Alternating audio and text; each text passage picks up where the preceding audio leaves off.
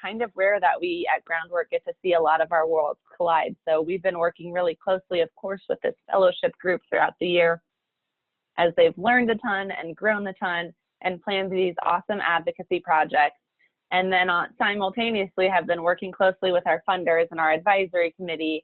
We've recruited a new cohort of fellows, and everyone's come here today to really celebrate the work and the progress over the past year of our 2020 cohort. So first and foremost, I just want to say thank you. You'll hear us say that quite a bit throughout the day, but we're really excited in our inaugural year of this fellowship that, one, we got such an amazing group of fellows who are the smartest and most passionate and most enthusiastic group we probably could have gotten, and that somehow we have an even more exciting fellowship for the second year as we've learned a ton about the process, as our fellows have been patient with us in the transition from an in-person to virtual fellowship.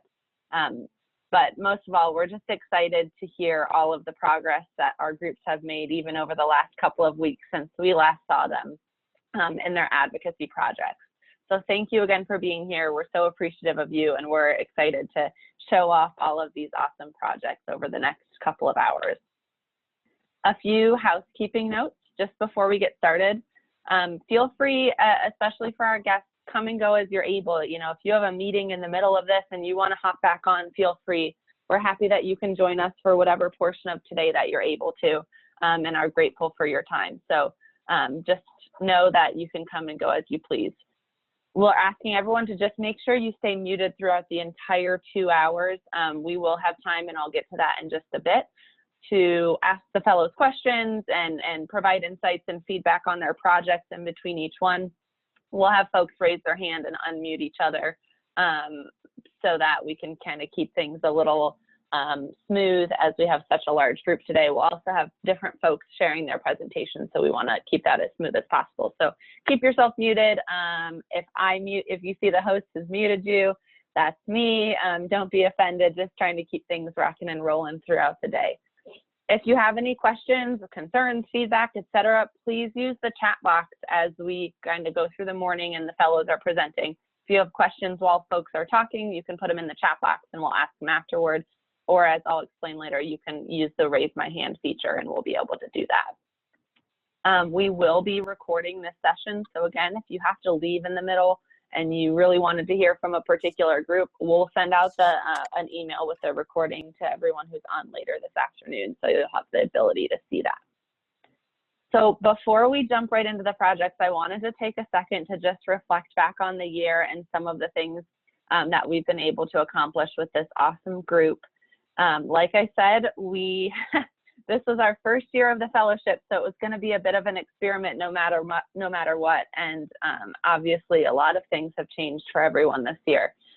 So we started in February, at the beginning of February, with our first in-person cohort. And I have to say, we're really grateful that we were able to do that, because it allowed this group to really get to know each other face to face, do some of those icebreaker activities, do some of these hands-on pieces that really wouldn't have been transferable to the virtual world. So we met in February, this awesome group of a little bit over 30 fellows. We started talking about our early childhood systems in Ohio, the things that worked, the things that aren't working, and the things we could dream about being better in our system.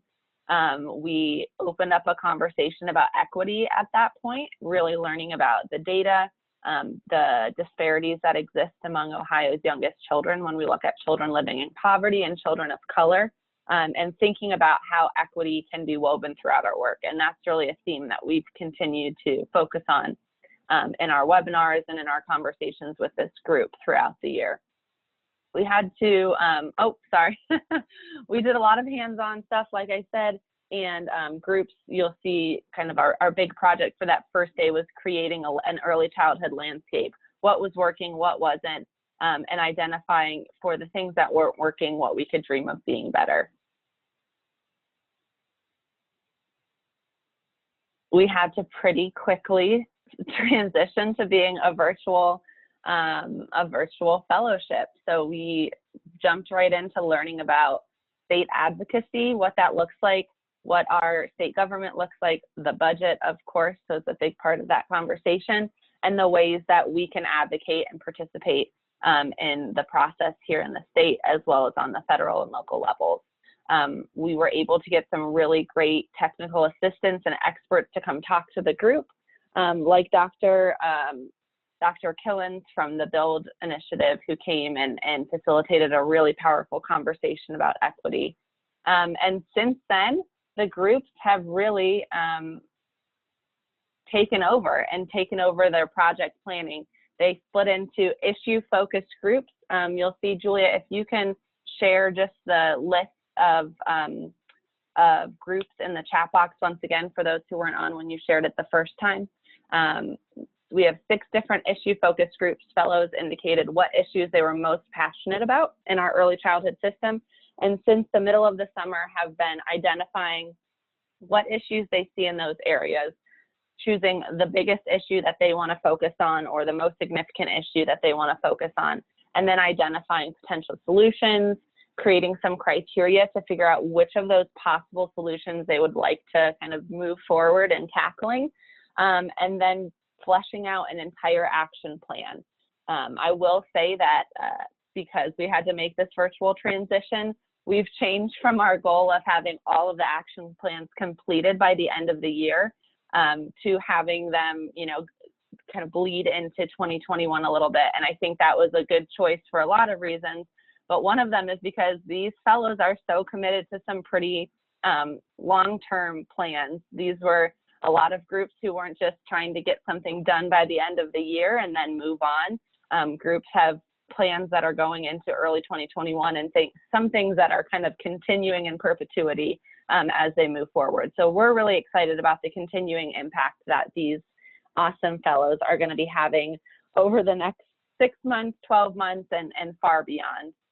We'll be sharing a little bit at the end about what that alumni engagement will look like, and also what our incoming fellowship is going to look like. We have some incoming fellows I've seen on the call today. We haven't formally announced who they are yet, but you might be looking around and seeing some familiar faces on this call as well. With that, I'm going to turn it over to our Executive Director, Shannon Jones. Shannon really helped in kind of dreaming about creating this type of fellowship, and that having this more meaningful engagement from folks in the field could provide a really high value experience, both for people in the field, but we at Groundwork are selfishly really grateful because we're a small group. We don't have a lot of capacity sometimes, and we know that the people who know the most and can solve the most are the folks who are on the ground and really understand the impact that the system is having on families. So with that, I'm going to turn it over to Shannon to say a few words about these awesome fellows. Well, good morning, everyone. Thank you, Julia. Yeah, it's true. When we as a team started to dream of what this could look like, I don't think any of us really conceived that how successful and how engaged our fellows would be. So that's really exciting for us. It would not have happened without the leadership of Julia and Julia. So I'd like to personally thank them, and I hope you'll take a moment sometime today to thank them for their hard work. As challenging as it was for you all to pivot in a virtual world, I assure you they were feeling your stress, and I think really rose to the challenge to make sure that you all were supported in your day-to-day work while also providing meaningful engagement and value for you to grow in your own leadership capabilities. So thank you, Julia and Julia, for all of your hard work. I'm really excited to learn more about the projects. This has been a regular discussion point for us as a staff at Groundwork. So I feel as if I know the projects and I know the people who are engaged in it. So this is bringing it full circle for me to put some faces with the names and the projects. And so thank you for taking the time to do them and share them with us.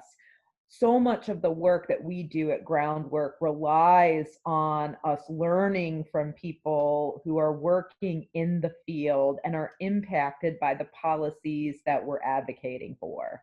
since we don't run programs, we really rely on your expertise to help advise and guide our advocacy. So while this is serving as a capstone, if you will, for your official fellowship, we invite you to continue your engagement with us so that you can help us be better advocates. You can use your newly found voices and leadership to speak out on behalf of your professions and the families that you're serving. Um, so, so for us, this is just the beginning of your engagement. It is not the end of your engagement. And not only are you the first class of fellows, you are the first class of fellows that are going to be making up our alumni organization. So more on that to come. But we just are so thrilled to have you as part of our team. And I personally want to thank you for all that you're doing to help us be better advocates for children and families. It really does matter. So thank you for your participation. Thank you, Julia and Julia. And we look forward to a long future together. Thank you so much, Shannon. So we are going to jump right in just a couple minutes to our first presentation, which will be the early literacy group. So don't share your screen yet, early literacy group, but get ready because I'm going to turn it over to you in about 3 minutes. So like I said, we have 6 presentations. What I want to add that I didn't at the beginning is beyond these kind of big, exciting presentations that you'll see today have been a lot of smaller pieces of advocacy that the fellows have engaged with, sometimes with Groundwork, sometimes blazing their own trails over the past year. So we've had folks who have been on calls with members of Congress, with congressional staffers who have taken initiative to reach out to their members of the state legislature, to the governor, to, again, their members of Congress. We have fellows who were engaged in political campaigns that they were supporting specific candidates over the last year. We have fellows who are considering running for office, who are seeking higher degrees, who have gotten new jobs, who have done all sorts of things to participate in advocacy efforts themselves or to encourage their family, friends, or colleagues to do the same. So what you're seeing today is only a portion of all of the exciting advocacy that's happened over the past year. But with that, we're going to jump into the presentations, and I'll just add before we start, this is really an opportunity, you know, not only to showcase the really great work, as I've said probably now 10 times, of our fellows, but for our fellows to get feedback, to learn about new connections they can be making, to be thinking about their work in a different way. While some folks have been engaging in advocacy for a while, for some folks, this is the first time engaging on a project like this with, you know, people from different parts of the field or outside their organization, and thinking about this work in a different way. So for all of our advocacy experts from our advisory committee, our funders, other folks who are on the phone, please ask questions, please provide feedback, give suggestions. This is a really friendly atmosphere, and we know any kind of questions or feedback is intended in the best form to offer growth and allow our fellows to have the best projects they can be. So during the presentations, if things come up and you're thinking of stuff, put your questions in the chat box. Julia, do we have the raise your hand feature right now, or I'm not seeing it on my screen? You might not see it because you're a co-host with me, okay, but you should be able to, and if not, please put in the chat box that you're not able to, and just say that you would like to ask a question. Okay, yeah, I see someone raise their hand, great.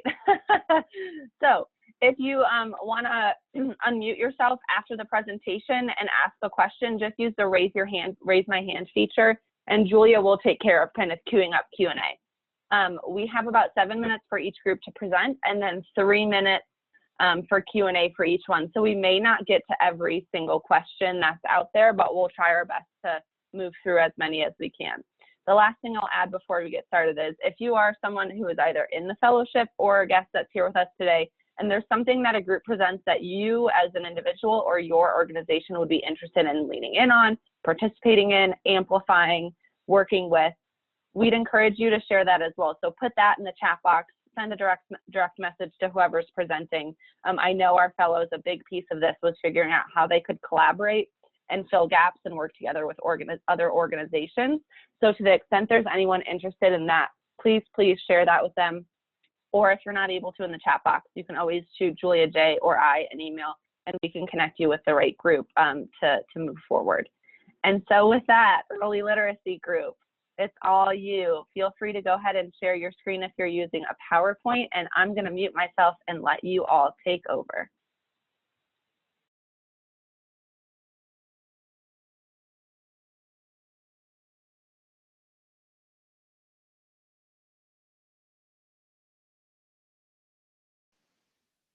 Can you guys see the PowerPoint? Awesome. Yeah. Yes. Mary, I'll let you take it away. Okay, just to give you a little background, our group was formed by a common interest in early literacy and support for families in Ohio, with a common belief that books are a bridge between crucial development of language and vocabulary development for preschool students. Then, as Scott said, I'm Mary Brady. I am employed at the Early Childhood Resource Center in Canton, Ohio. I am the SPARC Ohio Director. SPARC is supporting partnerships to assure Ready Kids kindergarten readiness home visitation program that's been in work since 2005. And each year we're independently evaluated. It shows that children do better and are more prepared for kindergarten when they come through our program. We're in 10 sites across the state of Ohio and have in touch with 22 districts. We choose to work in districts that have the most need. And then, Scott, do you want to go on, or you want me to cover Emily before? We all have to have a chance to say who we are. Scott. Oh, sorry. That's okay. Yeah, so I'm Scott Dieter, and I know we want to move kind of quickly through these intros so that we have time for the presentation, but I'm Regional Director of Implementation Services at Great Minds, which is a K-8 ELA curriculum publisher. And prior to this, I was Director of Early Childhood Education for Lorain City Schools. Kelly? I'm Kelly Kaiser. I am the Executive Director of Baby University, which is a parenting program for parents in South Toledo with a heavy emphasis on family literacy and best parenting practices. Stephanie?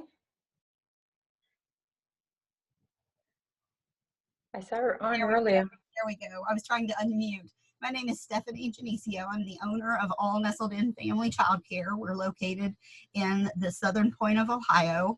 I am the 2018 Terry Lynn Lockoff Teacher Leader, and also an honorable mention with Leading for Children.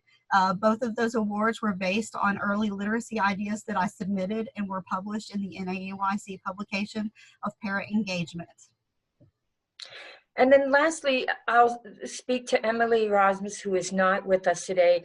She was a big part of the process, and she is a senior instructional specialist at Info Ohio, a pre-K through 12 digital library. In her work, she focuses on training educators across Ohio to use the Info Ohio resources and support technology to support early learning.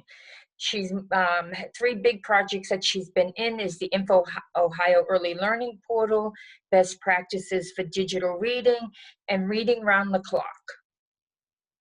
Thank you. So the conversation is our project. The conversation is empowering parents to use books as a bridge to developing language and vocabulary. We'll use research and evidence-based approaches to provide resources that model for Ohio families how to use a book to start a conversation, introducing new words, encouraging discussion and repetition. Our goals include developing literary resources to empower Ohio families who receive books each month from the Dolly Parton Imagination Library.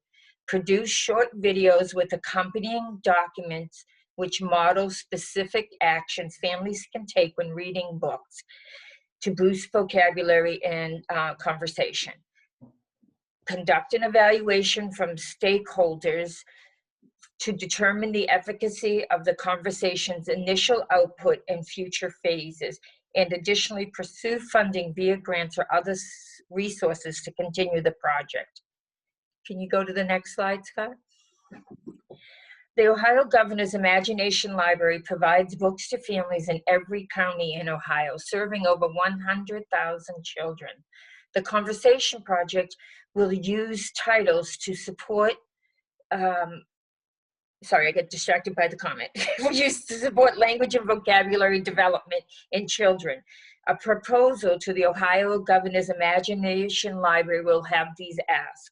Connect the conversation with county coordinators and facilitate project outreach to families using their established networks and channels.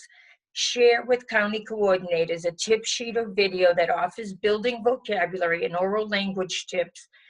County coordinators can provide printed copies or share electronically via email or social media to families who receive books via the Ohio Governor's Imagination Library. Now, our initial proposal starts small, but we hope to get good feedback and continued support from the Ohio Governor's Imagination Library and county partners to achieve all of our goals. And Scott is going to talk a little bit about the research behind that. Awesome. Thank you, Mary. As Mary said, our focus in our early literacy advocacy project is really helping parents leverage the free text that they're getting from the Imagination Library to boost their children's oral language and vocabulary skills. Now, the reason why, one, we wanted to make sure that that our approach and the tips that we were offering parents are evidence-based. And two, there are a lot of projects that we could have chosen from within the sphere of early education. So you might be wondering, why did we choose to tackle vocabulary and oral language development in the home? And here are just a couple of quick pieces of research that we think support this direction. The first one is that a child's highest rate of vocabulary development happens during his or her preschool years, those 0 to 5 years, making this a really critical time for intervention. The more work you can do around oral language and vocabulary in these early years, the better the outcomes are going to be for that child.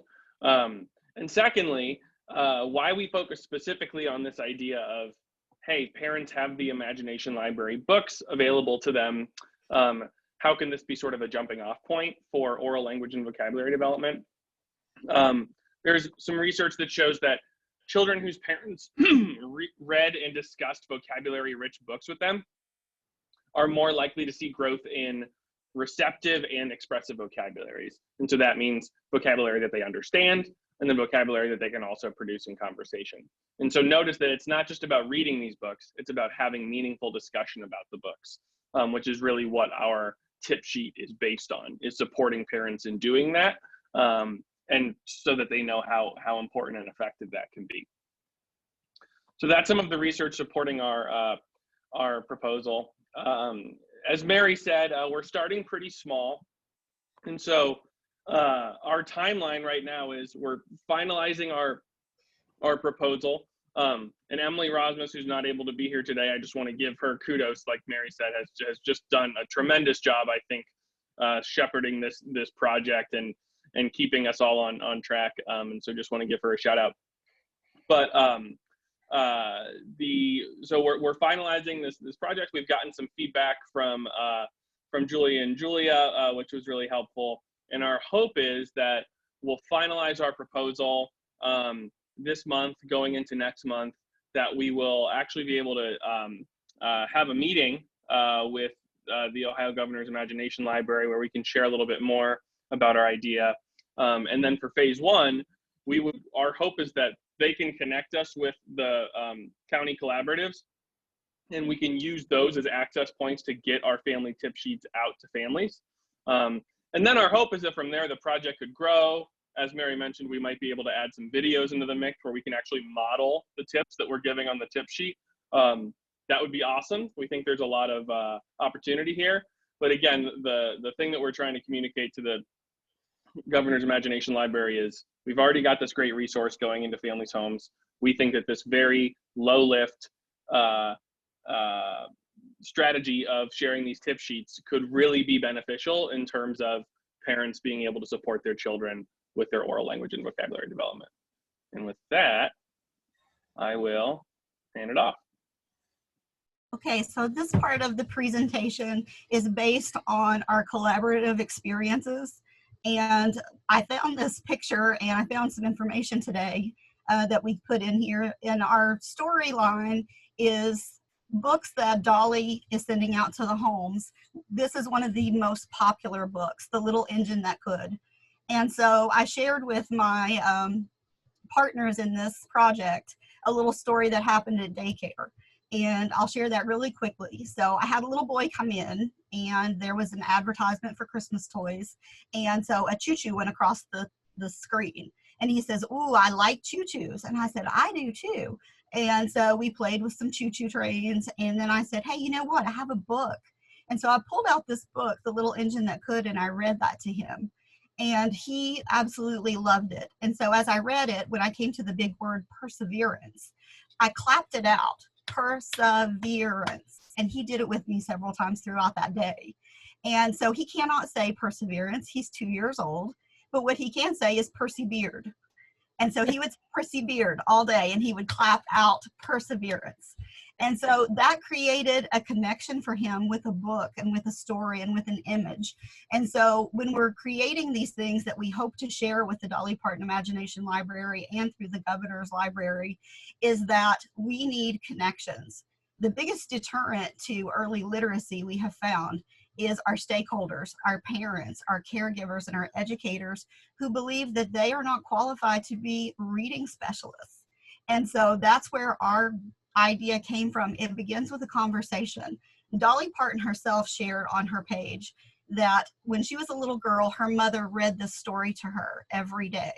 And when she felt like she couldn't compete or she couldn't do what the other kids did, her mother said, "I think I can, I think I can." And look at her today. She is sharing literacy, early literacy with the world, not just Ohio, but with the world. And so we hope that our small idea of a conversation builds storylines with our families, with our educators. We want them to know that it is very easy for you to persevere in early literacy by just connecting words and conversations with your children and with your families. And we want to support and engage those parents and those early care educators to know that you don't have to be an early reading specialist. Each of us comes with years and years of experience. And as we talk through this idea, you know, some of us, like for me, I've done family child care and I absolutely love early literacy. But Scott is in a master's program and more. And so he would bring different elements to this that I learned from. That's what we want for the children. That's what we want for the parents. We want them to know that it doesn't matter where you begin the conversation, but that you begin the conversation. And so we would take like the little idea that I shared with my child and create that into an everyday moments little video clip that the parent could look at and say, you know, sharing literacy is really easy. It just starts with a word and it builds a story. And so that is our hope for this project, is that we will find investors who believe that sharing just those early tips on our little tip sheets that we're going to talk about next, and maybe perhaps a little video segment based on an everyday activity like I shared with my little guy in my classroom, that those will be the building blocks that we need to successfully build early literacy in Ohio. And I'll pass it on now to Kelly. Okay, so along with a short video, there will be a little postcard that we're hoping that the network of Imagination Library supporters in each county will then pass on to families that they interact with. So these postcards will have like a little QR code that they can click on with their phone or take a picture with their phone. And there will be tips on how to interact with their child based on that particular story. I find myself kind of wishing that every child's book would come with a QR code at the end so that parents could just, you know, out of curiosity, click on that and get some good feedback. But hoping that QR code will spark an interest and spark a more interaction with the family based on the book. So this is just examples. What I found in the program that I run is that we put a lot of books in parents' hands to read to their children, but many did not know the basics of how to interact with their child with a book. So the visual of the video and the postcard will give them ideas, just put those ideas in parents' heads as to how to make the most out of this book, this free book that they've gotten in the mail. So that is pretty much a wrap up of what our project is. Are there any questions for us?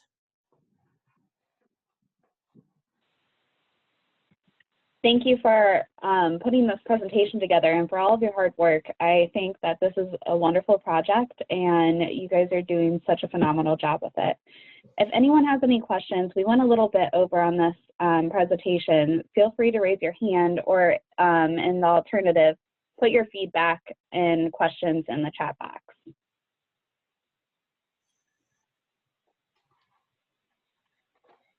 Okay, hearing none, we will move on to our next presentation. Next up, we have our Child Care Access Group, who's going to take over. And as a reminder, if you have any questions or feedback during their presentation, please put it in the chat box or raise your hand. And during the question and answer portion, we will unmute you and call on you. Thanks. Take it away, Child Care.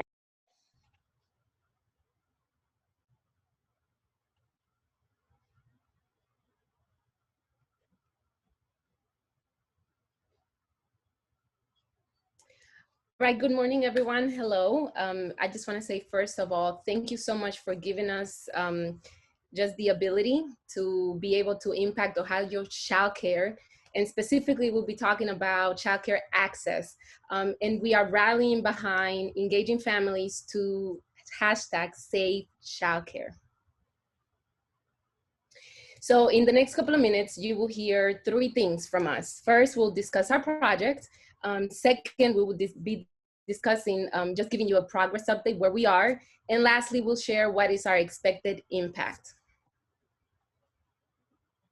So I'm kicking us off and I'll be discussing our project. Everyone, my name is Yarisa Garcia. I am Executive Director of a Child Care Center in the greater Cincinnati area. So really, I am in the provider's box. So we know that creating accessible and high quality childcare depends on multiple critical factors. But in this very moment, the question that we were asking ourselves is, what matters most?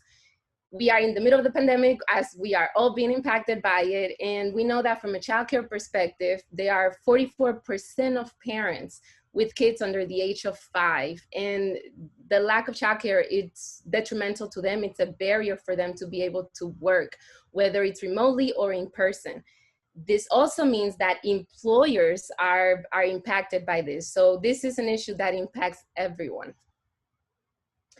So when we think about childcare access, this is the issue that we are kind of focusing on. Typically, when we think of access, we think of affordability. And the question with affordability is, can families afford childcare? Can the mom, can the dad, can the caretaker pay for it? But then there's also a question about, will childcare be available? And that is what we are rallying behind. Will there be enough childcare enrollment slots just for the families to be able to access childcare? What we know, and the winning statistics throughout this whole, since the pandemic onset, we know that like 45% of the 204,000 licensed childcare slots in Ohio are at risk of being lost. due to the impact of the pandemic. That, if you think about that, that's roughly half of the spots available for childcare, right? 45%, that's just about 1 in 2. That's major, and that's a big issue. So then with that in mind, we said, okay, well, what's our why? Who is it that will be most impacted by this loss? We know that women from the onset will be impacted because women are the default caretakers for children. And most detrimental will be women in a single parent home, right? So everything falls and rides on the mom. Then we also have vulnerable employees. We know employees that are either underemployed or they're experiencing, maybe they're working in low wage positions. We know that if they don't have access to childcare, then they really cannot work. And lastly, but most importantly, the children are also affected by this loss.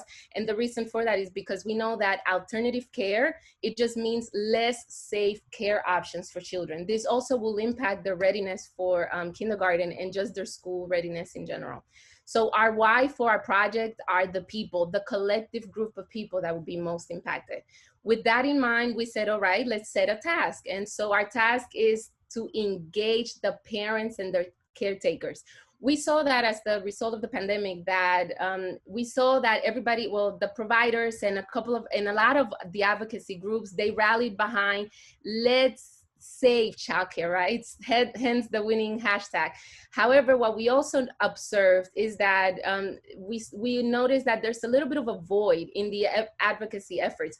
While the efforts have had an impact and they've been, I would say, effective, we believe that there is an opportunity to really draw out the parents and really engage them, and then just combine forces between caregivers and the providers. The reason for this is because we know there's powers in numbers. If we really think about the number of parents versus the number of providers, then the winning statistic are the parents. I mean, 1 million parents, they're working parents in Ohio alone. And so these are just parents with children under the age of 5. That is, if we compare it to 9,000 and roughly 181 childcare providers pre-pandemic, that just means that really the scale, it's really tilted towards parents. And so when we think about how do we really impact the access to childcare, we need the parents to advocate. Now, we cannot put on the shoulders of save our industry, but we can say, hey, your family needs childcare. How can we best do this together? So the combined forces of caregiver and provider voices will create the impact that we want and that we need. So our deliverable, our project consists of creating a toolkit and distributing the toolkit. Creating the toolkit is to how do we empower the providers to be able to engage their families? What tools can we provide to them so that they can draw out the parents to be advocating for childcare and to specifically save childcare? But then also we needed to put together a distribution plan that would get the toolkit into the hands of the ones that would really be using it most. And then with that, I will turn it over to Melissa Harris, who will update you on our progress. I'm Melissa Harris. I'm the education specialist at Little Miracles and a graduate student for educational policy at OSU. So we decided to use our local resource and referral networks to deliver our content because there is significant value in creating buy-in from the statewide R&R network to share the toolkit directly with childcare programs. They are a trusted go-to source for childcare programs. In short, the programs are more likely to open the email blast and read the information sent from the local R&R. This is our best way to get the toolkit to programs in hopes that they use it to engage the families to act now to save childcare. We chose our method of distribution based on data on industry standards for email communication, looking at overall rates as well as childcare services and general nonprofit. We compared this data from Starting Point's email blast for 3 Groundwork Ohio call to actions from July, August, and November 2020. As you can see, there's significant higher open rate and click-through rate when the message is sent directly from the R&R. It is also important to note that as the crisis has continued, engagement has increased, a trend we are sure will continue. So our toolkit we named Where Would Your Family Be Without Childcare? It is designed for childcare providers to have access to quick and simple tools to encourage families to participate in the current childcare advocacy efforts to save childcare. It is designed to complement the current messaging and materials created by Groundwork Ohio. It uses simple and direct language to grab the attention of parents or caretakers and urge them to take action. This is a critical time for advocacy effort, and there's significant value in engaging families to act now. We want childcare to persevere through this pandemic so we can provide a service to families. If childcare centers provide 45% of childcare supply in the state of Ohio, then families will be at a loss. Who would watch their child or children? So this flow chart shows our distribution process. As you can see, we're the fellows who were distributed to the R&Rs, who can then distribute it to providers, who could distribute it to their families, and they could potentially share it with their extended family and friends. These are examples. Well, all of our content in our toolkit is available in English and Spanish, and we will have QR codes where providers and families will have access to these digitally. So this is an example of a newsletter or email, and you can go to the next one. And then this is an example of a flyer that could be used to hang on the door, or you could push it through an app like Tadpoles. These are examples of social media messages that can be shared by the families.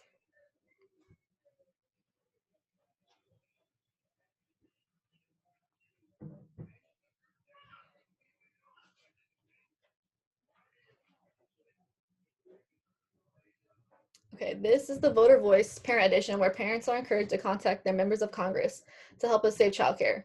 We've designed this project to be a fluid, open model that can grow and evolve as #SaveChildcare efforts continue, and to be an extension of those current Groundwork efforts, not its own separate entity. This current situation and immediate needs of Ohio's childcare community made this unconventional request to incorporate it into their own work and option. We greatly respect the integrity of their work and thank them for their approval to incorporate this project into their current Voter Voice campaign, and acknowledge that this is not a typical path that a fellowship project would take. And now Shannon's going to discuss our impact. Hi, good morning. My name is Shannon Vickrone, and I'm with Starting Point, which is the resource and referral agency serving Northeast Ohio. So getting real with families about the current state of childcare and the personal loss they may experience can have an impact.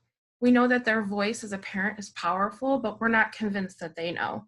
Our strategy is to use short and powerful messaging to convey their significance and that there is a problem, that they can help, and it's easy to do so.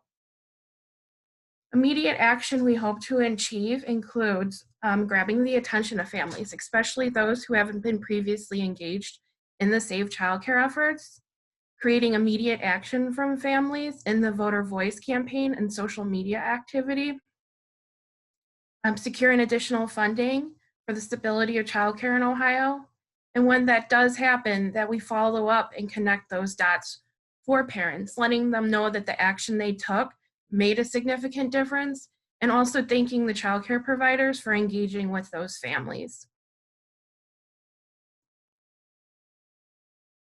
When we talk about future impact, we hope to take nothing away from the wonderful work done by the organizations in Ohio who are passionately advocating for the childcare needs of Ohio's families, but we recognize that there is a struggle to find effective strategies to encourage families to participate. So we can analyze this approach and see if there was an increase in family engagement and advocacy through the Voter Voice campaign, and also through continued review of open email and click rates. And it's an opportunity to strengthen system-wide efforts to engage families while learning and strategizing about what messenger is most effective by message type. For this project, we knew we used limited data from one R&R to determine that to use this approach, but there's value in using the email data to paint a picture of who and how best delivers what message, and we have an opportunity to dive deeper into this type of analysis. And we can continue to build confidence in families to be their own advocates and develop more family-focused advocacy materials in the future. So while this pandemic has created unforeseen hardship for all of us, we still have hope and find silver linings. And one is that right now, we may have the best opportunity we've had in a while to generate parental involvement in statewide advocacy efforts. And we need to show, they need to show up now more than ever. And our goal is that this additional family-focused content will help drive that.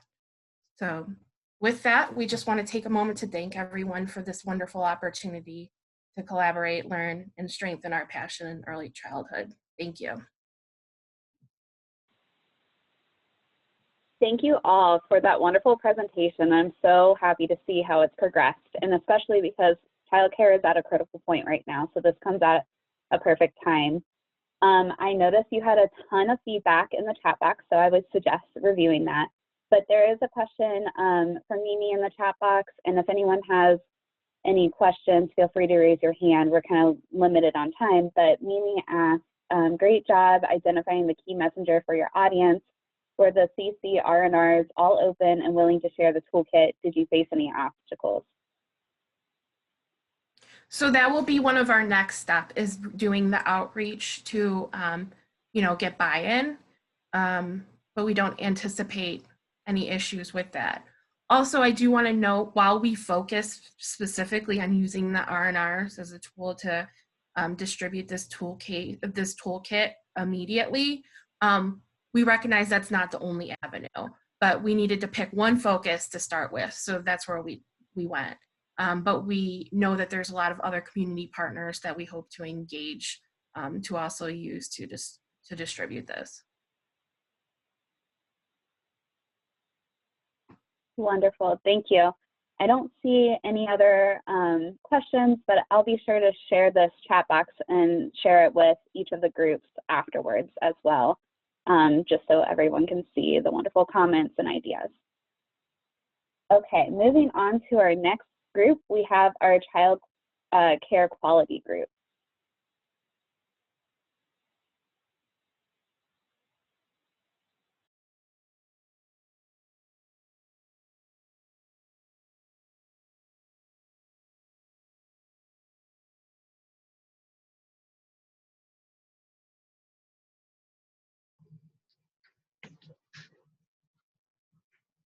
All right, Kiana, if you want to go ahead and start that.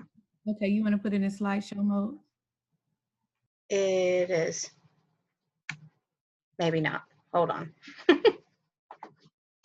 Yep, we're good.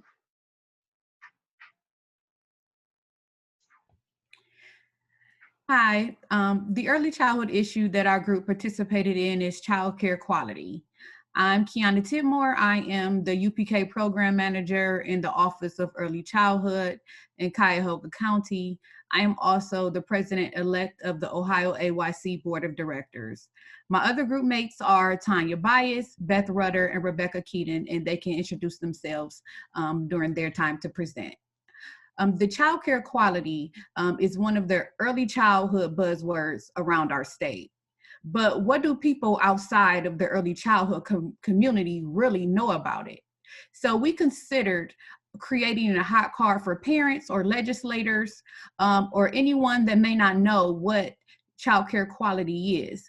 And so during our presentation, you can see that we created a survey to go out to parents to create a template of a hot card that will go out to parents of children ages birth to 5 across Ohio.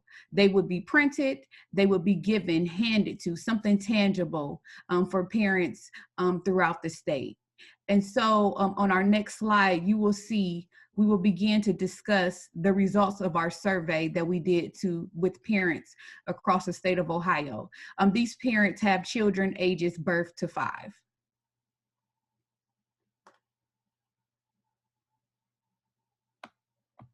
Next slide, Becky. Are you guys seeing? It should be on the first question. No, not on our end. Oh, hold on here. Becky, you may need to push enable editing, and it might help a little bit with the presentation view. Okay. I'm not sure what's going on here. My computer's being weird. Give me just a second. I'm sorry.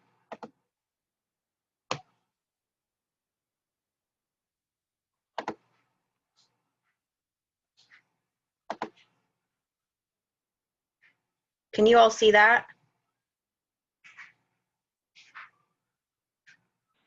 It's saying that my screen sharing is being paused.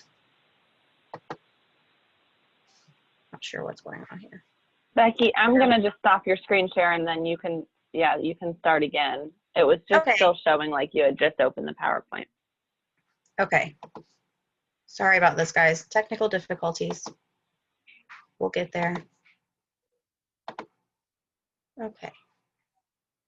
Now let's try it again.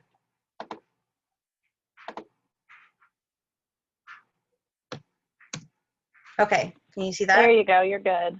Perfect. So as you can see, we had 28 responses. And so the first question was, how important is it to you for your program to be highly rated and step up to quality? And so we wanted to include the link to Early Childhood Ohio so that the parents would know exactly what we meant if they needed more information about what step up to quality is. And as you can see by our small sample of respondents, that 57.1%, they said that they believe that they're having their child in a highly rated step up to quality program was very important to them.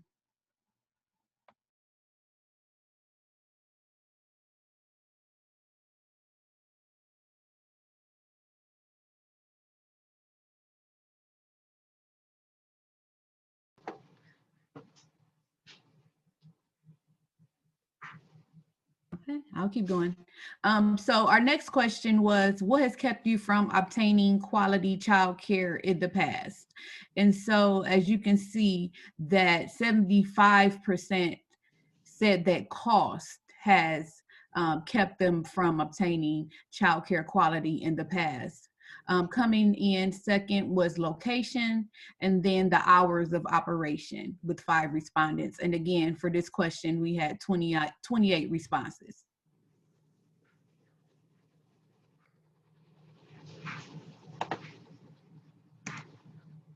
Beth, this is yours, honey.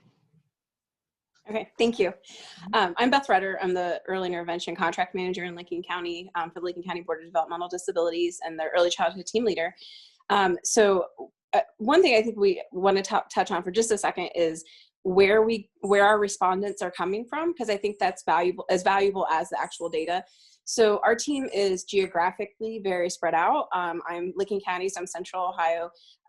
Rebecca, I believe, more Southern Ohio, and then Kiana and Tanya are more Northern Ohio. So I do think that is somewhat important to kind of think about when you look at the answers to the questions. I would kind of bet, excuse me, because we then sent out the survey to people that we were connected with. So I have a feeling that we can blame Lincoln County on the respondents for this part of the survey for location. We have a lot of pockets of no childcare available. We actually have an area that has an elementary school and a pretty large village, but they have no childcare. So if you live in that area, your child has to travel at least 25 minutes, 30 minutes to a childcare center. They have, like, I think there's 2 in-home centers, but obviously we're looking at what, under 20 children being served when there's an entire elementary school, a block from those in-home centers. So when we look at this data, we look at the importance of where the childcare is. Those of us who are parents know how much fun mornings are, or after school is, of trying to get kids ready, and then knowing you have to drive them potentially, 30 minutes to a childcare setting.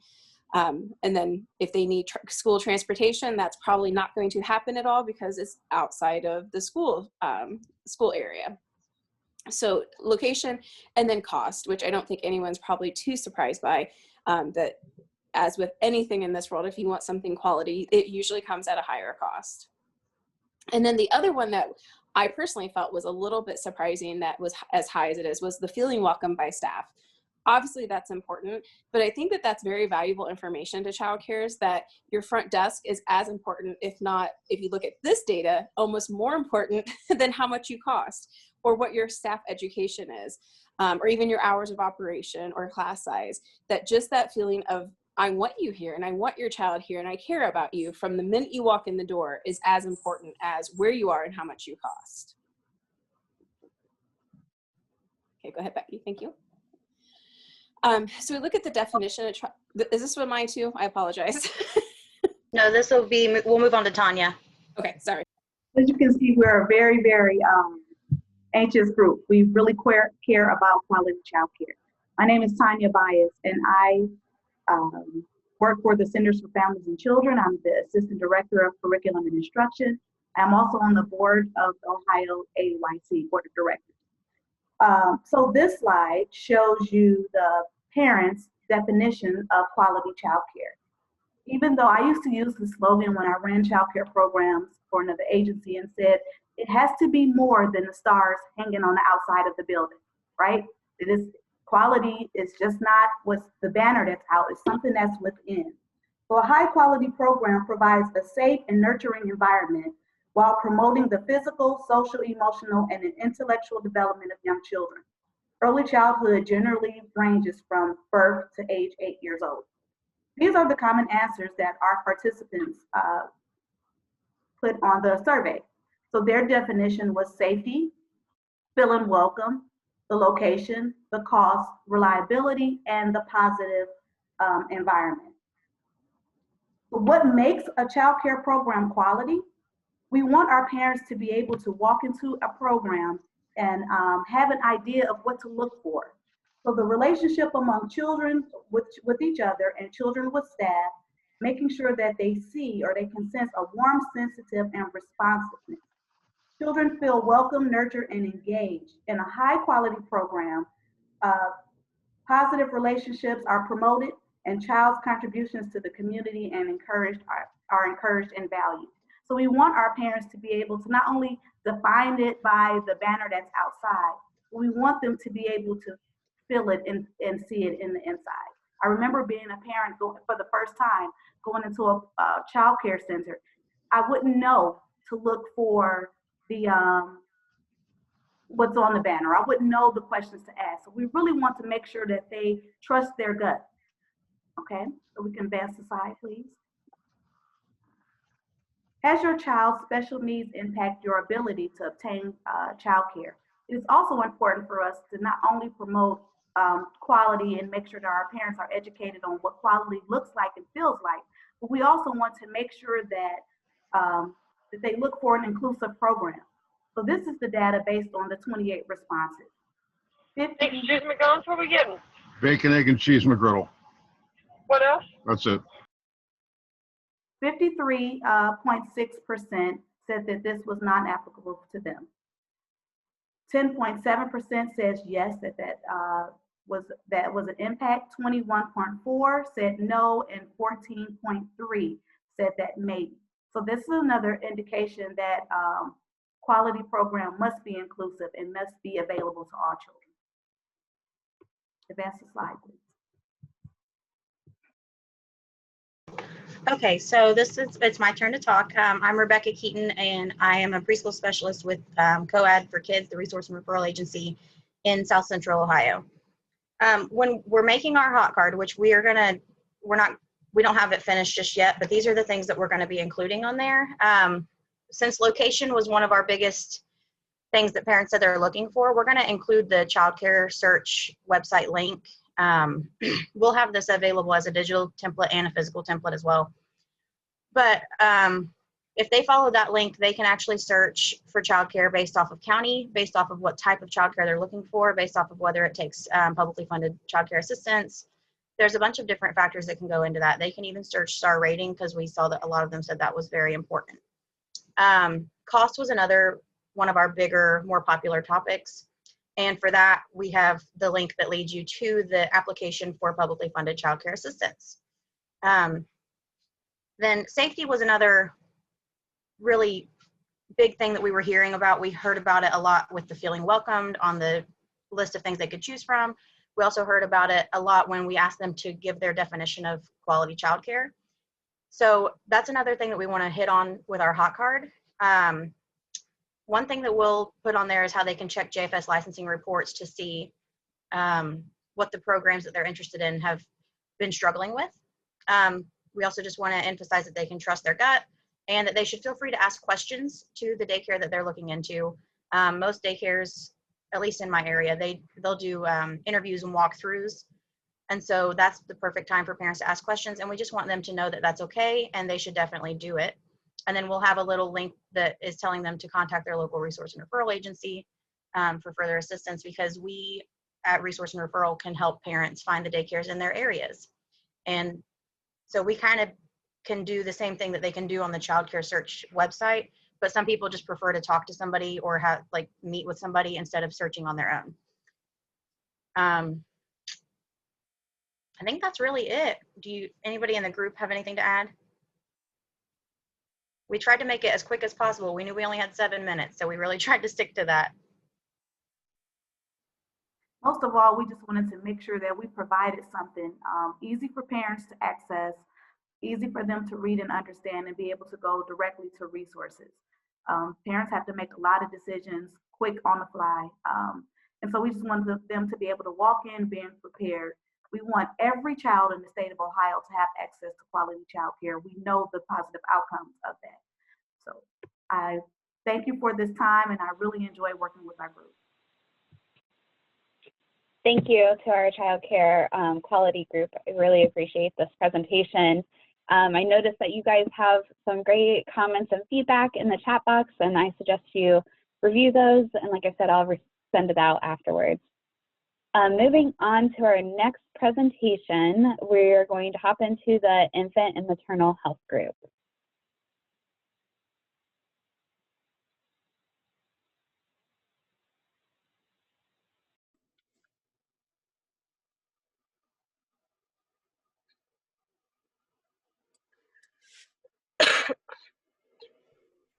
Hi, good morning. Just making sure everyone can see my screen. Awesome. Yeah. Yep, we can see it.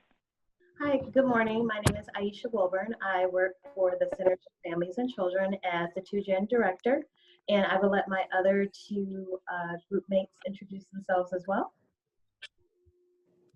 Hi, I'm Kim Hills. I'm the Maternal Child Health Manager at United Healthcare Community Plan of Ohio. Hi everyone, my name is Navia Nala. I'm an Ohio State graduate and I work for Nationwide Children's Hospital as a behavior technician.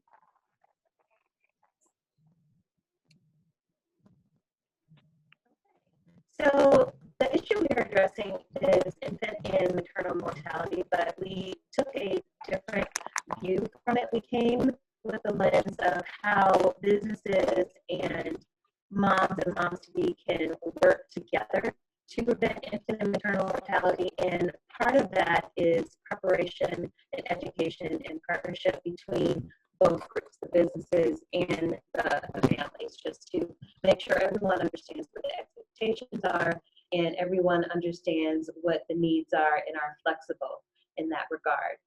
So we decided to create a one sheet, and it's a draft right now, so businesses and families can share this information. And it's designed so everyone can see the same information and how they can contribute to both on both areas. And it can be, formatted for different regions around the state, because we know each region, each county in Ohio has different needs and different resources. And it also is should be used to create an informal feedback for the families and the businesses. And so in our first draft, we have a sheet right now, and it's just information that we thought would be helpful. And the anticipated impact that we hope to have is just to spark conversations between staff and their supervisors or people they work with or work for, so changes can be done within the local level.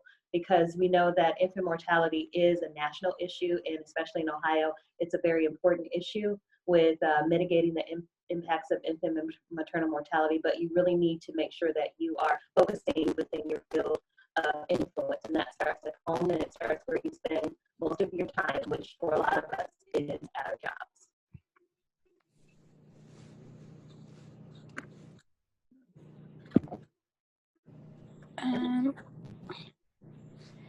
Okay, I'm trying to see, do you want me to pull up the one pager?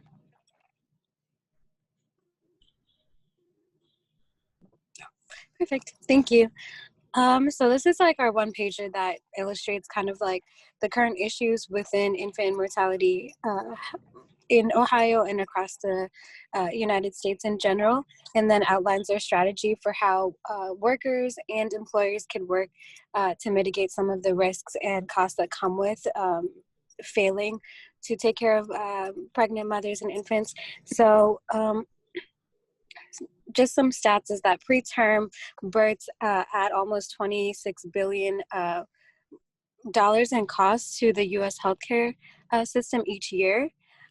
So in the strategies that we thought out would be, for one, making a plan. So making a plan to plan out your pregnancy and thinking about when is the best time to get pregnant, and thinking about if you're in a position of stability.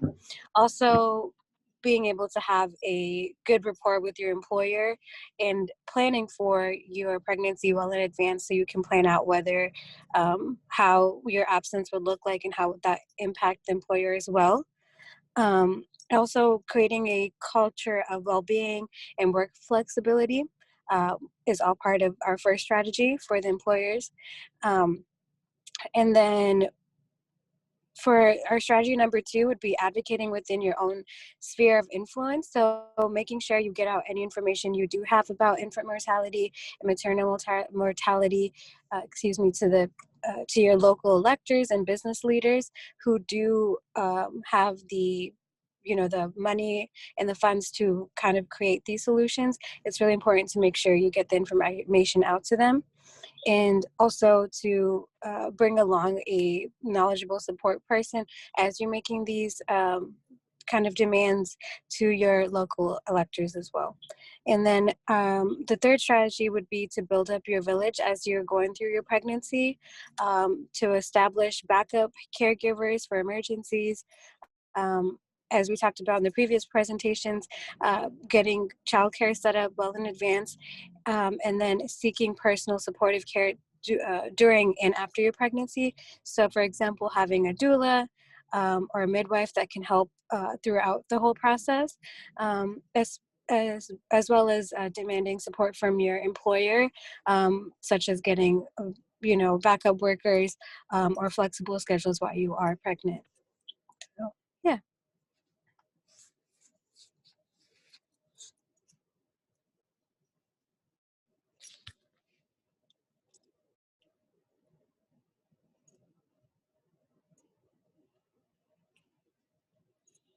So why should we care about this issue? The idea for this project was really born out of discussions about how employers have been supportive or not supportive during this COVID pandemic.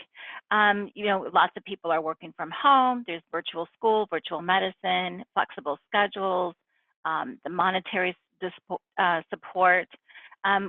In these discussions we've had, there's been different experiences, and could see how the response to COVID could also be shifted to various other crises in public health. If employers could do something to help reduce preterm birth and subsequent mortality of infants and mothers, that could show how this could be incentivized. So Ohio's preterm birth rate is 10.4%, and our infant mortality rate is 7.2%. In 2007, preterm birth cost the country about $26.2 billion and $18 billion in medical costs for baby and mom. $611 million for early intervention services to mitigate the development and physical impacts of prematurity, and then another $1.1 billion for special education services. $5.7 billion in lost productivity, and those numbers are big incentives for our employers to make a difference and speak to them how they could be supportive for the mom during her pregnancy as the employee. These are hidden costs, but that shift to families and to the workforce, and they just can't be ignored.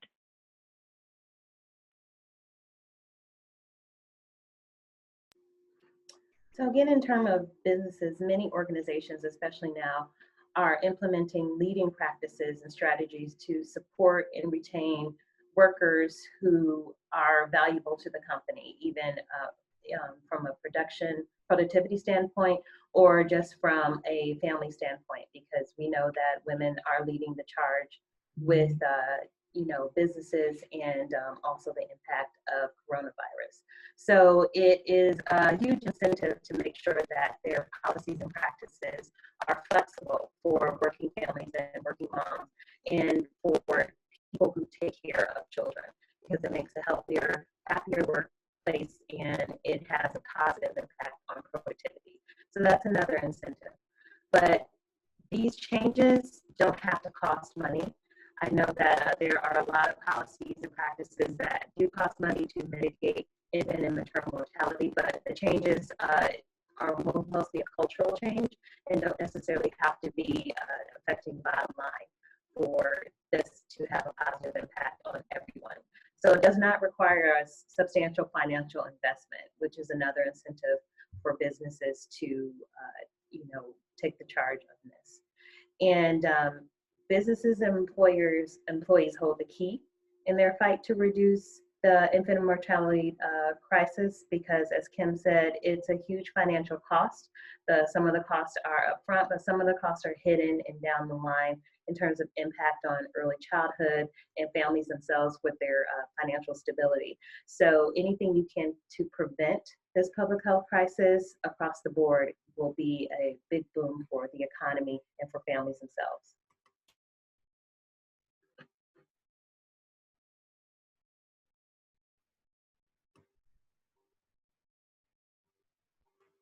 Kim, I think this is your slide.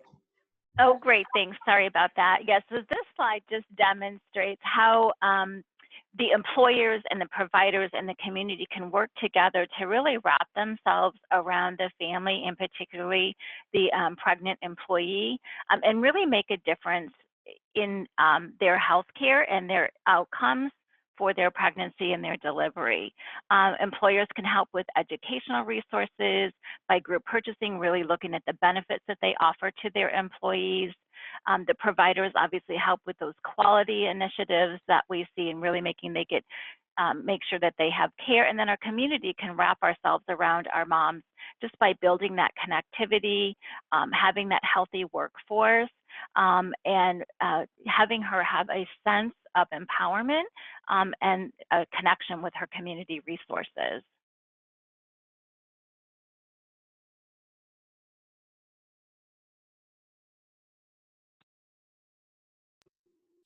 Sorry, I was muted. Finally, the impact on families is just to give families and people who care for young children and also support moms who care for young children, to give them the tools that they need to have these discussions with their employers and their supervisors, because this isn't necessarily an easy thing to do.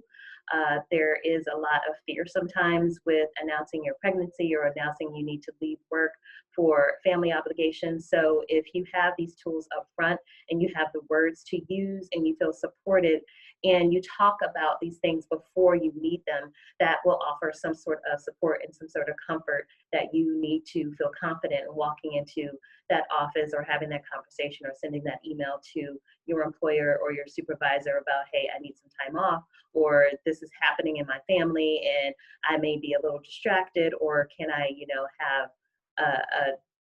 work on this project a little later. Just the flexibility you need to also take care of your family, making sure you're healthy, making sure you have a healthy pregnancy outcome, and also make sure that you do what you want to do in your workforce, because some people do want to have a productivity in their job and also take care of their family. So there's not necessarily a balance in that all the time, but there is a way to achieve some sort of balance, either positive or negative, depending on how you have these conversations. Kim, this is your slide. And some of the partners that we thought that we could introduce with this is our March of Dimes. They can really help tap into their current resources and distribution directory, our local chambers of commerce, workforce development and training programs, and Health Action Council, who are very well established in working with employers to help get this information across to them, and how we can have an equitable approach to education for all staff that will positively impact the culture of the workplace and ultimately the bottom line.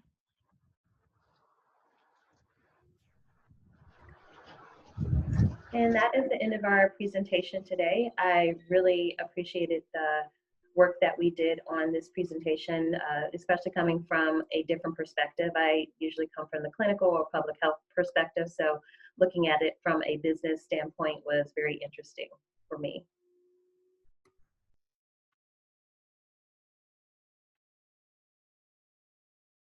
Well, thank you all for that presentation. We are going to move on to our next group. We have a special guest that is on and will be saying some special remarks here soon. So if the next two groups can really stick to that 7-minute limit, that would be wonderful. So our next group is the Early Childhood Equity Group.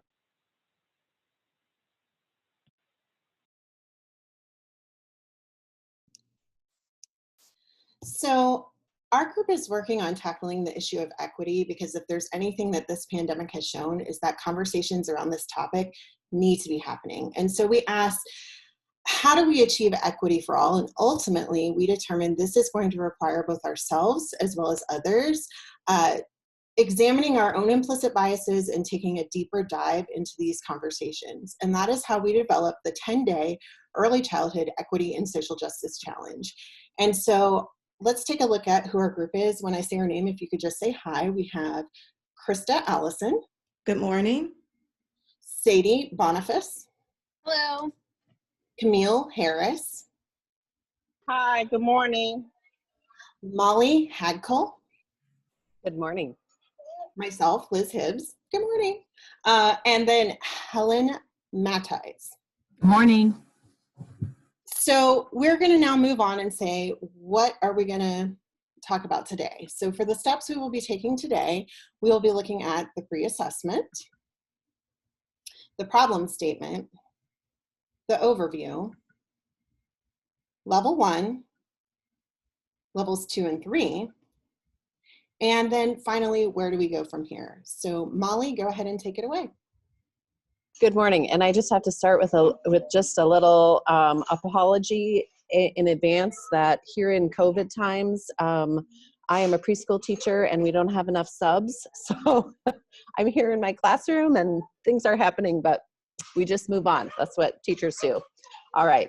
Our 10-day challenge is a self-paced professional development course that encourages those in early childhood education to push themselves out of their comfort zones by choosing from a curated list of articles, videos, podcasts, infographics, and sample lessons with the intention of incorporating their learning into their educational philosophy and pedagogy. We recognize that everyone enters the conversation on equity, race, and justice at a different starting point. So we begin our course with a brief pre-assessment that we will sample for you now. Here's where you get to join in. In the chat, Helen right now is going to provide you with a link to the following question. How comfortable are you participating in conversations about race and racism? If you go to the chat right now and click the link that Helen provided and then select the answer that best fits with how you feel. All right, and I'm seeing that many of you are figuring that out. Okay, if we can honestly confront our comfort or discomfort with discussions about race, and this especially applies to white people, it can help us set our goals for moving forward. Hopefully many of you are familiar with the term implicit bias, which the Kirwan Institute at Ohio State defines as the attitudes or stereotypes that affect our understanding, actions, and decisions in an unconscious manner. In the chat, Helen is going to provide a link to our next question. To what extent have you previously examined your own implicit bias? If you click the link now, I see many of you are doing that, and select the response that best fits your experience. Recognizing our own biases allows us to confront the ways in which systemic racism has shaped our beliefs and responses. This leads to the next part of our presentation, where Krista Allison will share our problem statement. Good morning, everyone. We have a video that we won't be showing you at this point, but we just wanted to let you know it will be placed in the chat. Helen will be placing it in there. It's called Bias Isn't Just a Police Problem, It's a Preschool Problem. And so please take an opportunity to watch this short video after our presentation. What we want to talk about today is really looking at the preschool facts. In a July 2016 article from The Conversation entitled Racial Inequity Starts Early in Preschool, it discusses preschool expulsion, the empathy deficit, and the fact that racial inequity starts at preschool. According to the 2016 Office of Civil Rights report, Black boys were at a greater risk for preschool suspensions. Even though preschool boys represented almost 20% of enrolled preschoolers, they represented 45% of male students receiving one or more of out-of-school suspensions.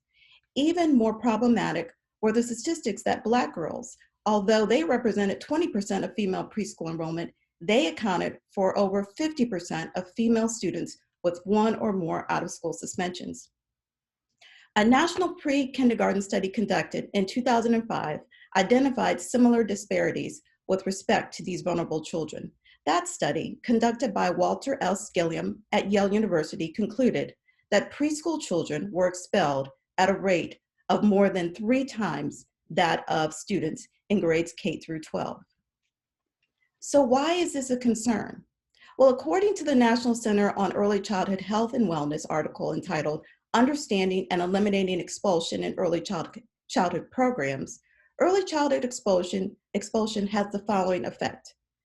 Children lose chances to learn, socialize with other children, and interact with positive adult role models. They miss out on chances to develop and practice the very skills that they may need the most, include social and emotional skills. They develop ongoing behavior problems, leading to later school difficulty, experiencing harmful effects on development, education, and health. They view themselves negatively or as not capable of learning. They develop negative views about learning, school, teachers, and the world around them. Next, Camille will be talking to you about an overview of our equity-oriented advocacy transformation project. Camille? Hi, good morning. I am Camille Harris, and I am the owner and director of All for Kids, LLC. And I do apologize also, we living in COVID times, we are short on staff, so I am doing the best I can today. So our overview, the goal of the overview is to start the process. A lot of times we are afraid to start a conversation. So with this self-directed training, one of the first days is, why is it so hard to talk about racism? So the goal of the 10-day challenge is to begin a journey to foster the environment of awareness, empathy, and education for ECE professionals in order to create equitable practices that will dismantle the systemic racism and advance social justice. So over the 10 days, all the ECE professionals will engage in specific topics that falls under the umbrella of equity, race, and social justice. Within each of the daily challenges, educators will select from three different levels of participation, and there's always the option to complete all 3 of the levels. Like I said, in these days and times, I feel it's imperative that we all start the journey of talking about it. Don't be afraid to ask questions because you feel that you may hurt somebody's feelings. But I think that this overview gives each person a little bit of substance to create and enhance our conversations to dismantle systemic racism. So Sadie will take us on to our next explanation of level 1. Thanks, Camille. And just piggybacking off of what she said, the way that we set this up over the course of the 10 days is that educators will receive information that will foster awareness of race, culture, information, and justice in the early childhood system. And also, as she said, contained in each days, there are 3 levels. We've kind of based those or also refer to them as entry points based on your comfort and or knowledge level. So I'm just going to talk to you about what level 1 might look like. In level 1, you read and or watch. Read the brief overview of the topic and then select from the scaffolded time frame a challenge that you wish to learn more about. Helen is here and she will talk to you about levels 2 and 3. Good morning. Levels 2 and 3 of the 10-day challenge will allow an individual to go deeper into their learning and engagement in equity, race, and social justice. So once an individual has completed level 1, he or she can select an introspective question from a set of questions provided and then take time to reflect and complete a journal entry. This will allow them to gauge in a higher level of thought and reflection. And then for those individuals that want to complete level 2 and then want to engage on an even deeper level, they can then decide on a path how they will engage and respond in their daily educational, academic, or non-academic practices, and detail a plan of action for their course log. And so this is part of their journey to contribute to creating a more equitable practices in their classroom and in their workplace. And so now I'm going to turn over to Liz, who will be sharing about our next steps for taking this forward. So where do we go from here? What are our next steps? So by March 31st of 2021, we will have created a one-page overview and engaged with potential endorsers. By April 30th of 2021, we will have created a marketing plan which includes social media. And then finally, how do we determine our success? What are our success indicators? So we will have 1, a successful creation of the 10-day challenge, 2, Ohio approval, and then 3, agreements with ODE, ODJFS, Groundwork, OKRA, Ohio Preschool Expulsion Prevention Partnership. So we've already started having those conversations with OKRA. One of the OKRA reps was actually able to be on our team meeting. So we're very excited about this. And then finally, today we wanted to leave you with this quote by Shirley Chisholm. And it says, racism is so universal in this country, so widespread and deep-seated that it is invisible because it is so normal. And we hope to change that. Thank you.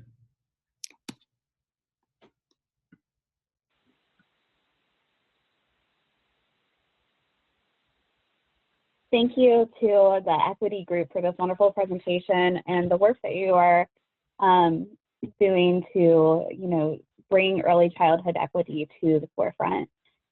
Because of time, we are going to go ahead and go into our guest speaker, and then we'll go into the early childhood mental health group after that. So we are thrilled to introduce State Representative Allison Russo as our guest speaker for today's graduation. Currently, Representative Russo represents the Ohio 24 House District, which includes portions of Central Ohio. Representative Russo brings to the legislature 2 decades of experience in healthcare, financing, and care delivery needs expertise. In addition to her professional experience, she earned her Doctor of Public Health and Health Policy from the George Washington University and a Master of Public Health and Epidemiology from the University of Alabama, Birmingham. And during her time in the legislature, she has championed issues in the public health and education space, among other topics, that impact young children, women, and their families. Currently, she serves as co-chair of the Ohio Legislative Children's Caucus with Senator Peggy Lehner and serves on many important committees. When she's not at the State House, she serves as Policy Research Director for a healthcare policy consulting firm. And please join us in welcoming Representative Russo to today's fellowship graduation. You have the floor.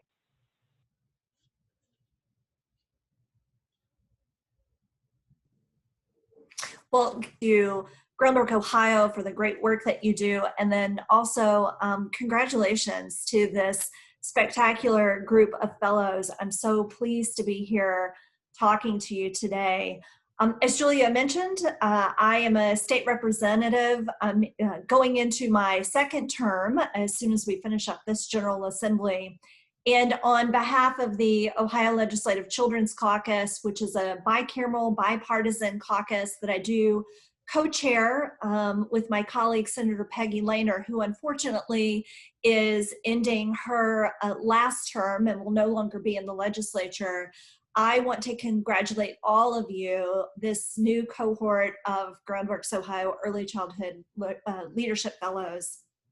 Now more than ever, we need voices like yours to passionately advocate for the early childhood learning and care space. I am a working mom of young kids, and I know that even before COVID-19, early childhood professionals functioned as the workforce behind the workforce, striving to provide immediate access to reliable, safe, and quality childhood learning and care. And I believe that you all are a critical sector of the American economy, and we need reliable, safe, quality childcare that allows parents to fully participate in the labor market. And as an equally critical sector of education, it is reliable, safe, quality early childhood learning that shapes young minds at a time when their most rapid brain development is occurring.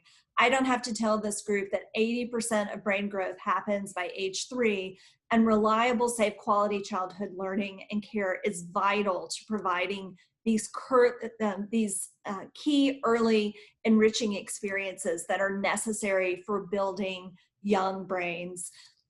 Unfortunately, with the ongoing pandemic and the ensuing economic crisis, we know that the early childhood sector is taking a huge hit, and early childhood professionals like you, our infants and toddlers, our families, and our communities are suffering. And many of these programs, both publicly and privately funded, were already operating at very thin margins before this pandemic. But now with the additional and very necessary safety requirements that are coupled with a lack of significant dedicated early childhood funding, we are in danger of losing upwards of 45% of our child care and early childhood learning capacity statewide. And for many of our most vulnerable communities that are already childcare and preschool deserts, the losses will be devastating to rebuilding Ohio's economy. Any of the previous gains made in childhood learning could potentially be gone if we let this happen.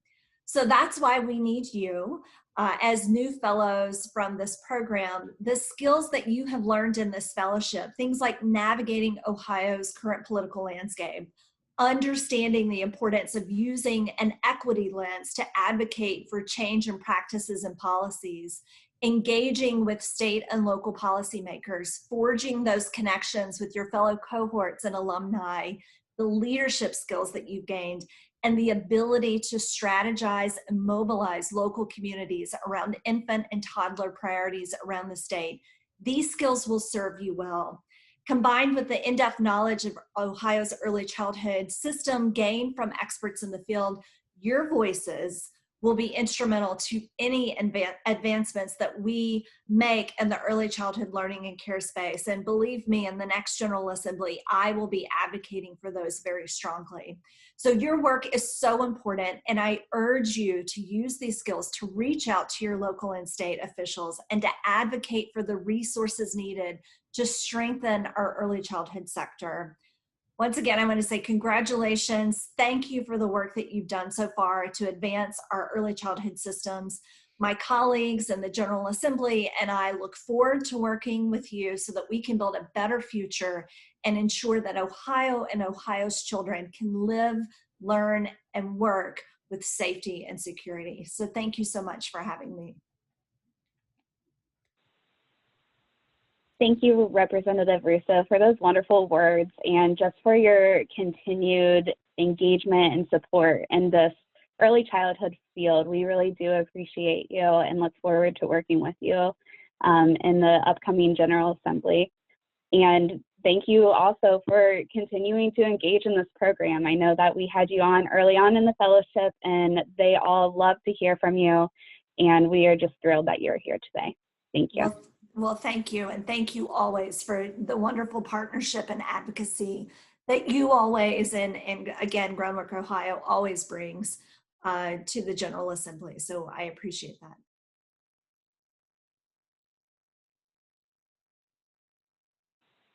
All right, so we are going to move on to our next group presentation, and that's our early childhood mental health group. Representative Russo, I know that your time is limited, so feel free to drop off if you have to. But if you want to continue to listen to the group presentations, you are more than welcome. So next up is our early childhood mental health group. Thanks. Great, thank you. Hello, everyone.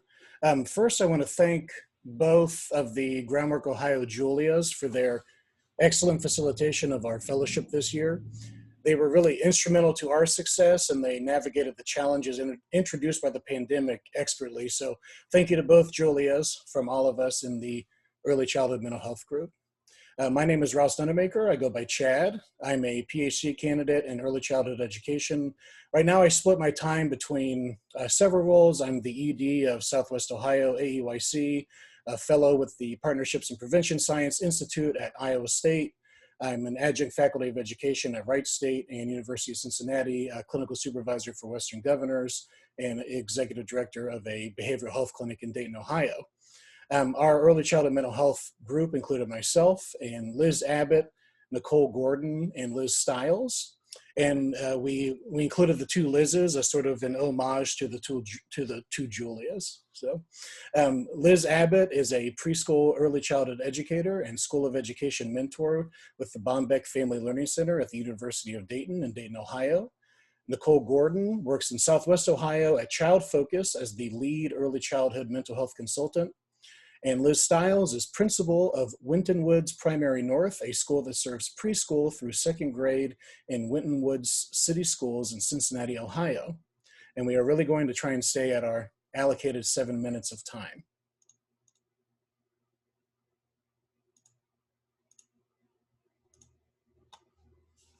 Nicole?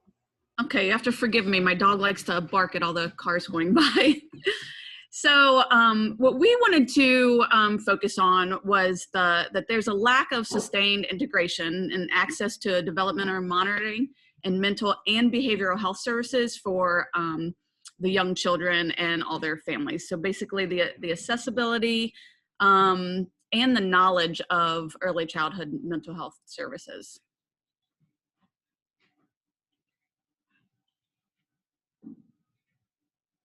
So the three things we kind of wanted to focus on were the lack of awareness of what the field of early childhood mental health is, kind of the stigma around the mental health, and let people understand what we do and how we can support early child, or how we can support families and the children. We also want to focus on the poor access to the mental health services for children and their families, especially in those rural areas that don't have as many programs. And to bring up the issue that there's not a statewide program for developmental monitoring across the state.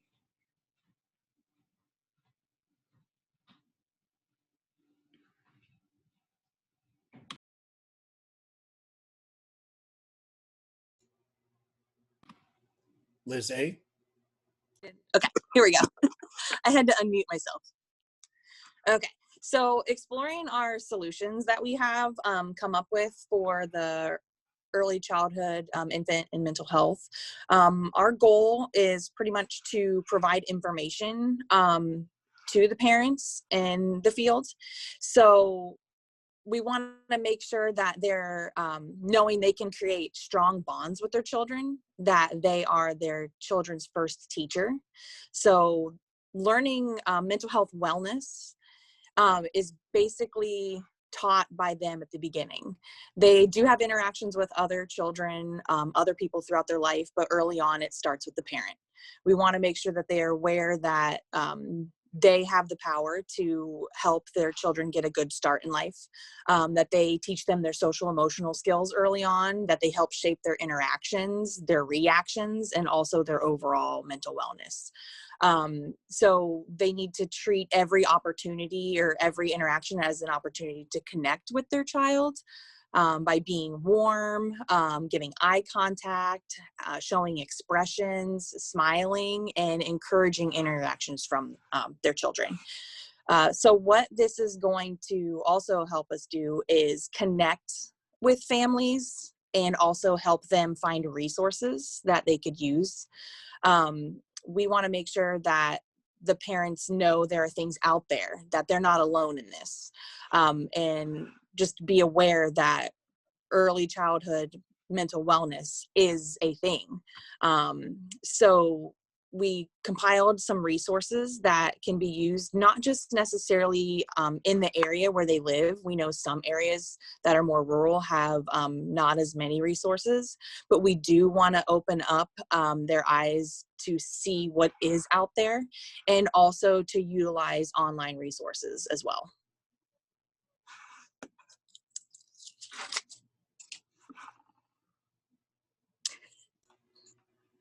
So we successfully formed a basic plan for our work. The first thing was putting together this whole concept of having web-based resources that also will have a QR code that you can use to access the site. This is something that the QR code could appear on a one-page handout at hospitals, pediatricians' offices, early care and education centers, infant and early childhood mental health clinics, WIC offices, and anywhere else where families with young children frequent that could benefit from learning more about infant and early childhood mental health and what that provides for young children and families. We also are working to host it on the partner website, which I'll be talking about the partner in a second. And we're going to create a video that'll feature some infant and early childhood mental health experts from Ohio. And a lot of those experts will be coming from the partner organization, the Association for Infant Mental Health in Ohio.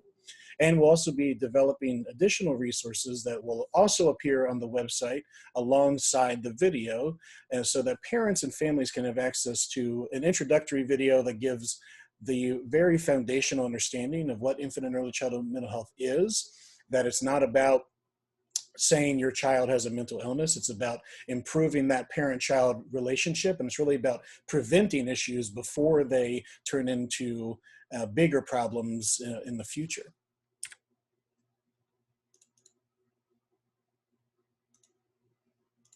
And so we reached out to the Association for Infant Mental Health in Ohio, and they agreed to partner with us on this work. And the Association for Infant Mental Health in Ohio, their board will be involved in this project, and it includes a lot of infant and early childhood mental health experts from organizations from around the state. That includes the Center for Child and Adolescent Violence Prevention and Early Childhood Services at Wright State University, the Achievement Centers for Children in Cleveland, Ohio, the University Hospital's Rainbow Babies and Children's Hospital at Case Western University, Moms to Be at the Ohio State University Wexner Medical Center, and we do have the director, Twinkle Shockey, on the call today, so hi, Twinkle.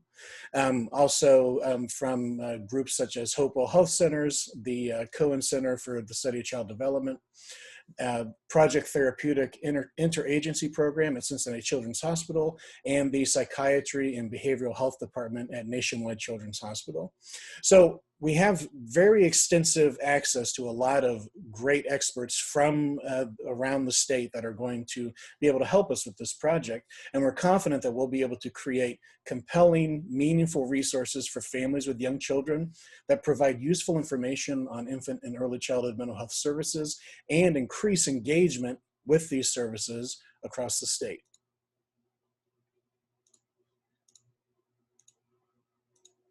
So what are our next steps? Well, this project is an ongoing project that we're still developing, but here are our next steps. So we are going to, the small group of fellows, attend the next AIM High Ohio board meeting and share some additional information and start kind of the concrete planning process for the video and the resources.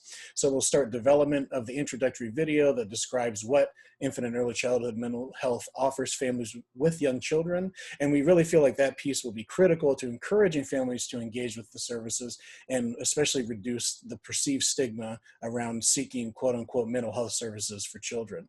And we'll develop resources for families that will go along with the video. And our vision is really that this project will be ongoing and will be an ongoing partnership with AIM High Ohio. So we look forward to developing this area of their website as a platform for these infant and early childhood mental health resources in the long term.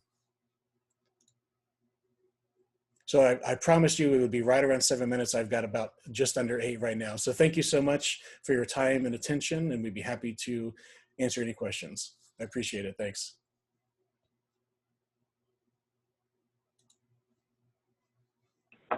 Well, great job, you guys. Every group had a really awesome presentation. Thanks for the infant and early childhood mental health group for wrapping us up here at the end. A few things I just want to share before we wrap up.